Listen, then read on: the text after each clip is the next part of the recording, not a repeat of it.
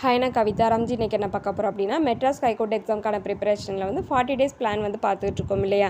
இன்றைக்கி வந்து பார்த்தோம்னா டே 18 ப்ரிப்பரேஷன் பார்க்க போகிறோம். இன்றைக்கி பார்க்க போகிற டாபிக் பார்த்தோம்னா வகுப்பு 6 பருவம் 3 இயல் 2 ஃபுல்லாகவே பார்க்க போகிறோம். ப்ளஸ் வந்து பொது அறிவிலிருந்து சில டாபிக்ஸ் பார்க்க போகிறோம். என்ன டாபிக்ஸ்லாம் அப்படின்னு நமக்கு இருக்குதுன்னு பார்த்தோன்னா, இதில் பார்த்தோம்னா வீட்டு பராமரிப்பு முறைகள், சுகாதாரம், உணவு தயாரிப்பு மற்றும் பரிமாறுதல், தோட்டக்கலை உபகரணங்கள், இந்த மாதிரி சில டாபிக்ஸ் கொடுத்துருக்குறாங்க இல்லையா. இதிலேருந்து முக்கியமான ஒரு 10 கொஸ்டின்ஸ் வந்து பார்த்துக்கிட்டு இருக்கோம். நம்ம போன வீடியோலேருந்து ஸ்டார்ட் பண்ணியிருக்கிறோம். நடப்பு நிகழ்வுகள் வந்து அதுக்கு முன்னாடி வர ஃபுல்லாக பார்த்துருக்குறோம். இப்போ இதிலேருந்து ஒரு 10 கொஸ்டின்ஸ் பார்க்கலாம். இப்போ 6ஆம் வகுப்பு பருவம் 3 இயல் 2 ஃபுல்லாக பார்க்க போகிறோம். முக்கியமான ஒன்வேர்டு வந்து கொடுத்துருக்குறேன். கிட்டத்தட்ட இதில் வந்து 46 ஒன்வேர்டு வரை இருக்குது. வாங்க பார்க்கலாம். ஃபஸ்ட்டு கொஸ்டின், தம் உயிர் போல் எவ்வுயிரும் தானென்று தண்டொருள் கூர் செம்மையருக்கு ஏவல் என்று செய்வேன் பராபரமே என்னும் பாடலை எழுதியவர் அவ யாருன்னு பார்த்தோம்னா தாயுமானவர். இரண்டாவது கொஸ்டின், இப்பாடல்கள் டேஸ் எனும் தலைப்பில் உள்ளது. பராபர கண்ணி. மூன்றாவது கொஸ்டின், டேஸ் என்பது 2 அடிகளில் பாடப்படும் பாடல் வகை. கண்ணி. திருச்சியை ஆண்ட விஜய ரகுநாத சொக்கலிங்கரிடம் டேஸ் பணிபுரிந்தவர். தலைமை கணக்கராக வந்துட்டு யார் பணிபுரிந்திருக்கிறார் அப்படின்னு பார்த்தோம்னா தாயுமானவர் அவர்கள் வந்துட்டு பணிபுரிஞ்சிருக்கிறாங்க. அடுத்த 5வது கொஸ்டின், பராபர கண்ணி என்னும் பகுதி டேஸ் என்னும் நூலில் உள்ளது. தாயுமானவர் பாடல்கள் அப்படிங்கிற நூலில் வந்து இடம்பெறுது. இந்நூலை டேஸ் என போற்றுவர். தமிழ் மொழியின் உபநிடதம் என்று போற்றுவர் பராபர கண்ணி நூலை. அடுத்து 7வது கொஸ்டின், சொல்லும் பொருளும் பார்க்குறோம். தண்டருள் அப்படின்னா குளிர்ந்த கருணை. கூர் அப்படின்னா மிகுதி. செம்மையருக்கு சான்றோருக்கு. ஏவல் தொண்டு. பராபரமே மேலான பொருளை. பணி தொண்டு. எய்தும் கிடைக்கும். எல்லாரும் எல்லா மக்களும்.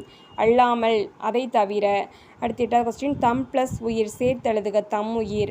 இன்புற்று ப்ளஸ் இருக்க சேர்த்தெழுதுக இன்புற்று இருக்க. தான் என்று பிரித்தெழுதுக தான் ப்ளஸ் என்று. சோம்பல் எதிர்ச்சொல் சுறுசுறுப்பு. அடுத்த கொஸ்டின், வாழ்க்கை பின் திரும்பி செல்லாது நேற்றுடன் ஒத்துப்போகாது என்ற பாடலை எழுதியவர் கலில் கிப்ரான். கலில் கிப்ரான் டேஸ் நாட்டைச் சேர்ந்தவர். லெபனான் நாட்டைச் சேர்ந்தவர். கலில் கிப்ரான் அவர்கள் பார்த்தோம்னா பன்முக ஆற்றல் பெற்றவராக காணப்பட்டார். என்னென்னு பார்த்தோம்னா கவிஞர், புதின ஆசிரியர், ஓவியர், கட்டுரை ஆசிரியர். அடுத்த கொஸ்டின், இப்பாடப்பகுதி கவிஞர் புவியரசு மொழிபெயர்த்த டேஸ் என்னும் நூலில் இடம்பெற்றுள்ளது. தீர்க்கதரிசி.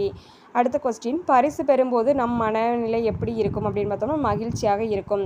வாழ்வில் உயர கடினமாக டேஸ் வேண்டும், உழைக்க வேண்டும். நம்மளோட வாழ்வில் ஜெயிக்கணும் அப்படின்னா கடினமாக வந்து உழைக்கணும். தனி ஒருவனுக்கு உணவு இல்லை எனில் இஜகத்தினை அழித்திடுவோம் என்று கூறியவர் பாரதியார். கோமுகி. கோ என்றால் பசு, முகி என்றால் முகம். பசுவின் முகம் போன்று அமைந்து இருப்பதால் இப்பொய்கை டேஸ் என்னும் பெயரை பெற்றது. கோமுகி அப்படிங்கிற பெயர் பெற்றது. அடுத்து 20வது கொஸ்டின், வைகாசி திங்கள் முழு நிலவு நாளில் இப்பொய்கை நீரின் மேல் ஒரு அரிய பாத்திரம் தோன்றும். அஃது ஆபுத்திரன் கையிலிருந்த டேஸ் என்னும் பாத்திரம் ஆகும். அமுத சுரபி. அடுத்து 21வது கொஸ்டின், மணிமேகலா தெய்வம் மணிமேகலையை அழைத்து சென்ற தீவு டேஸ். மணிப்பல்லவ தீவு. அடுத்து 22வது கொஸ்டின், மணிமேகலை கையில் இருந்த அமுத சுரபியில் உணவு இட்ட பெண் அப்படின்னு பார்த்தோம்னா ஆதிரை. இதெல்லாம் நோட் பண்ணிக்கோங்க, ஒன்வேர்டில் வந்து அடிக்கடி கேட்குறாங்க. அடுத்து 23வது கொஸ்டின், டேஸ் தற்கால தமிழ் எழுத்தாளர்களுள் குறிப்பிடத்தக்கவராக இருக்கிறார் அப்படின்னு பார்த்தோம்னா எஸ் ராமகிருஷ்ணன். அடுத்த கொஸ்டின், நாவல்கள், சிறுகதைகள், கட்டுரை தொகுப்புகள், சிறுவர் இலக்கியங்கள் என டேஸ் படைப்புகள் நீள்கின்றன அப்படின்னு பார்த்தோம்னா எஸ் ராமகிருஷ்ணன் அவர்களோட படைப்புகள் வந்து நீளுது. நாவல்கள், சிறுகதைகள், கட்டுரை தொகுப்பு இந்த மாதிரி நிறைய இதை எழுதியிருக்கிறாங்க. அடுத்து எஸ் ராமகிருஷ்ணன் அவர்களின் நூல்கள் அப்படின்னு பார்த்தோம்னா உபபாண்டவம், கதாவிலாசம், தேசாந்திரி, கால் முளைத்த கதைகள், இது எல்லாமே அவரோட படைப்புகளாக காணப்படுது. அடுத்து இக்கதை டேஸ் எனும் சிறுகதை தொகுப்பில் இடம்பெற்றுள்ளது. தாவரங்களின் உரையாடல் அப்படிங்கிறதுல வந்து இடம்பெற்றுள்ளது. பெயர்ச்சொல். அடுத்து இலக்கணம் பார்க்குறோம். டேஸ் வகைப்படும். அவை என்னென்னு பார்த்தோம்னா பெயர்ச்சொல் அப்படிங்கிறது 6 வகைப்படும். பொருட்பெயர், இடப்பெயர், காலப்பெயர், சினைப்பெயர், பண்பு பெயர், தொழிற்பெயர் அப்படிங்கிற 6 இதாக பெயர்ச்சொல்லை பிரிச்சிருக்கிறாங்க. அடுத்த கொஸ்டின், பொருளை குறிக்கும் பெயர் டேஸ் எனப்படும். இஃது உயிருள்ள மற்றும் உயிரற்ற பொருட்களையும் குறிக்கும். பொருளை குறிக்கும் பெயர் வந்து பொருட்பெயர் எனப்படும். அடுத்து இடத்தின் பெயரை குறிக்கும் பெயர் டேஸ் எனப்படும் அப்படின்னா இடப்பெயர். காலத்தை குறிக்கும் பெயர் டேஸ் எனப்படும். காலப்பெயர் எனப்படும். அடுத்து பொருளின் உறுப்பை குறிக்கும் பெயர் டேஸ் எனப்படும். உறுப்பு அப்படின்னா சினைன்னு சொல்லுவோம், அப்போ சினை பெயர் எனப்படும். அடுத்து பொருளின் பண்பை குறிக்கும் சொல் எனப்படும் அப்படின்னா பெயர் வந்து பண்பு பெயர் எனப்படும். அடுத்து தொழிலை குறிக்கும் பெயர் டேஸ் எனப்படும் அப்படின்னா தொழிற்பெயர். அடுத்து 34வது கொஸ்டின், நம் முன்னோர் சில பொருட்களுக்கு காரணம் கருதாமல் பெயரிட்டு வழங்கி வழங்கினர். இவ்வாறு இட்டு வழங்கிய பெயர்கள் டேஸ் ஆகும் அப்படின்னா இடுகுறி பெயர்கள். இது வெரி வெரி இம்பார்ட்டன்ட், நோட் பண்ணிக்கோங்க. சில பொருட்களுக்கு காரணம் கருதாமல் பெயரிட்டு வழங்கியிருக்காங்க, அதுக்கான பெயர் அப்படின்னு பார்த்தோம்னா இடுகுறி பெயர்கள் எனப்படும். இடுகுறி பெயர்கள் வந்து 2 வகையாக பிரிச்சிருக்கிறாங்க. அது என்னென்னு பார்த்தோம்னா இடுகுறி பொதுப்பெயர், இடுகுறி சிறப்பு பெயர் அப்படின்னு சொல்லி 2 வகையாக பிரிச்சிருக்கிறாங்க. அடுத்து 36வது கொஸ்டின். ஓர் இடுகுறி பெயர் அத்தன்மை உடைய எல்லா பொருட்களையும் பொதுவாக குறிப்பது டேஸ் எனப்படும் அப்படின்னா இடுகுறி பொதுப்பெயர் எனப்படும். அதே இடுகுறி சிறப்பு பெயர் அப்படின்னு பார்த்தோம்னா ஓர் இடுகுறி பெயர் வந்து குறிப்பாக ஒரே ஒரு பொருளை மட்டும் குறிப்பது மாதிரி இருந்துச்சு அப்படின்னா அது வந்து இடுகுறி சிறப்பு பெயர் எனப்படும் சொல்லி குறிப்பிட்றாங்க. அடுத்து நம் முன்னோர்கள் சில பொருட்களுக்கு காரணம் கருதி பெயரிட்டார்கள், அதுக்கு வந்து காரண பெயர் எனப்படும். இந்த காரண பெயரையுமே 2 வகையாக பிரிச்சிருக்கிறாங்க. காரண பொதுப்பெயர், காரண சிறப்பு பெயர் அப்படின்னு சொல்லி 2 பிரிவுகள் வருது.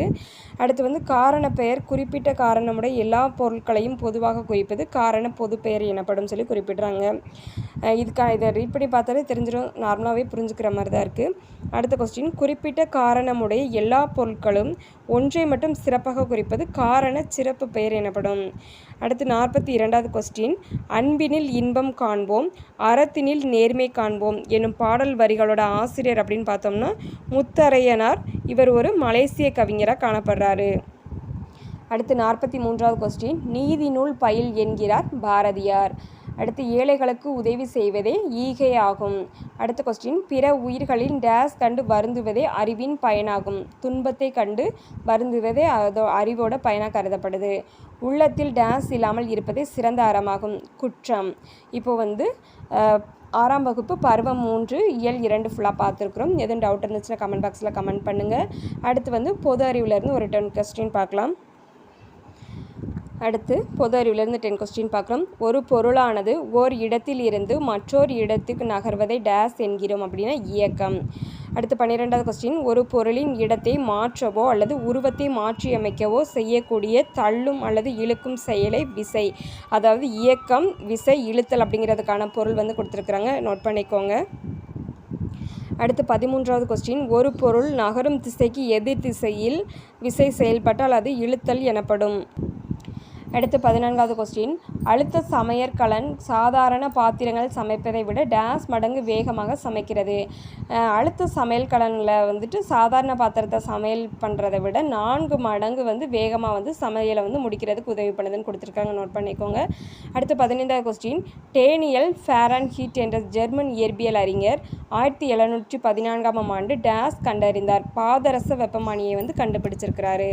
16வது கொஸ்டின். கணினிகள் முன் அமர்ந்து நீண்ட நேரம் பணியாற்றுபவர்களுக்கு டேஸ் என்ற ஒரு குறைபாடு பொதுவாக ஏற்படுகிறது. டிஜிட்டல் கண் சிரமம் அப்படிங்கிறது ஏற்படுது. அடுத்து 17வது கொஸ்டின். உலக உணவு தினம் அக்டோபர் 16. கேரட்டில் டேஸ் காணப்படுகிறது, வைட்டமின் ஏ காணப்படுகிறது. அடுத்து 19வது கொஸ்டின். தவிட்டில் டேஸ் காணப்படுகிறது, வைட்டமின் பி காணப்படுகிறது. அடுத்து 20வது கொஸ்டின். நெல்லிக்காயில் டேஸ் காணப்படுகிறது, வைட்டமின் சி காணப்படுகிறது. இப்போ வந்து இதிலேருந்து ஒரு 10 கொஸ்டின்ஸ் பார்த்துருக்கோம். மீதி உள்ள கொஸ்டின்ஸ் எல்லாமே நம்ம நெக்ஸ்ட் வீடியோவில் பார்க்கலாம். நம்மளோட வீடியோ உங்களுக்கு பிடிச்சிருந்துச்சுன்னா ஒரு லைக் பண்ணிடுங்க. நம்ம சேனலை லைக் பண்ணுங்கள், ஷேர் பண்ணுங்கள், சப்ஸ்கிரைப் பண்ணுங்கள். Thank you friends.